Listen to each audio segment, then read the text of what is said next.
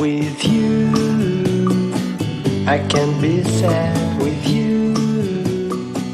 Just 일부러 take my 무서운 hand 문체로 and 해봤습니다. fly. 겁나지 않나요? 네. 아직 끝나지 않았다. 아니, 글만 쓰면 끝나본 줄 알았는데, 아직 끝나지 않았다라니요. 맞습니다. 글을 쓴 후에 마지막으로 해야 되는 것, 바로 퇴고. 퇴고란 고쳐쓰기. 자, 퇴고를 꼭 해야 할까요? 선생님들, 퇴고를 꼭 해야 될까요? 네. 왜 해야 될까요? 필요 없는 글을 빼고 해야 되기 때문에 필요 아, 없는 필요 없는 내용은 부분을 빼야 되기 네, 때문에. 그쵸? 꼭 빼고 필요한 부분만. 네, 그것을 꼭 필요한 것을 남기기 위해서 다시 한번 보는 과정, 퇴고는 반드시 필요하다. 글쎄요, 저는 뭐 해도 되고 안 해도 되고 맞습니다. 봐가지고 예, 네, 뭐 해도 제가 되고 안 해도. 봐가지고 예, 잘 됐다 그러면 안 해도 되지 않을까 싶은데. 아, 내가 봐서 잘 네, 됐다 싶으면 안 해도 네, 된다. 오케이, 네. 네, 좋습니다. 또 다른 분, 여승훈 선생님? 예, 마무리를 해야 되기 때문에. 그쵸. 퇴고가 마무리다. 아주 좋은 마인드입니다. 네. 퇴고가 마무리라서 마무리를 꼭 해야 된다. 장혜경 선생님?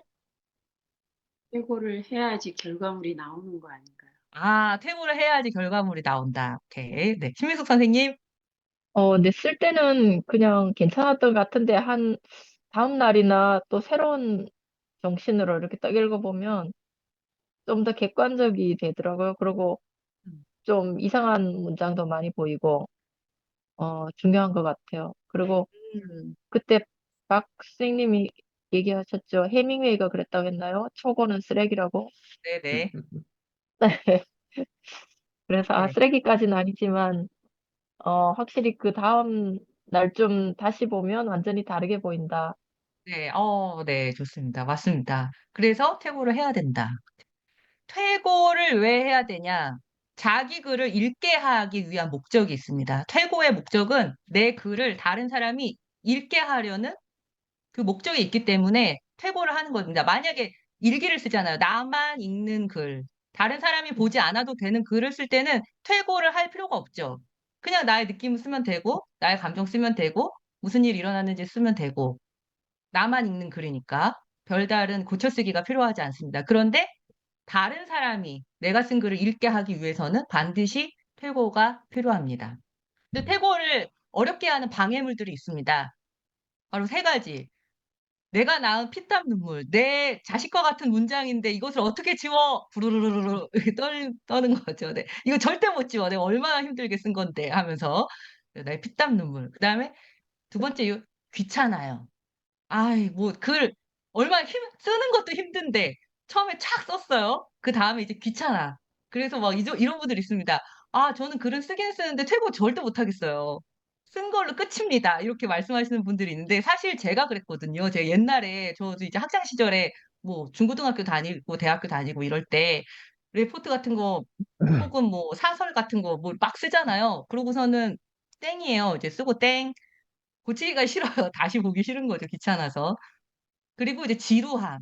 이 방금 전에 이제 신민숙 선생님께서 퇴고의 또 중요한 방법 중에 하나를 알려주셨는데 며칠 뒤에 좀 띄었다 보는 거죠. 이제 내 글과 좀 거리를 두고 나서 며칠 뒤에 내 글을 다시 보는데 하고선 봐요. 근데 또 봐요. 두 번, 세 번, 네 번, 다섯 번 보다 보면 이제 제 글이 지루해지는 거예요. 자기가 쓴 글이.